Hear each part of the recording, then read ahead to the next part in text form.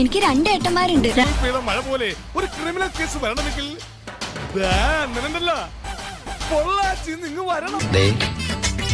എന്റെ ലോഡുകൾ 24 മണിക്കൂറിനുള്ളിൽ ഈ വാളയാർ ചെക്ക് പോസ്റ്റ് വഴി ഞാൻ കടത്തിയിരിക്കും. താൻ ആണാണെങ്കിൽ തടയടോ.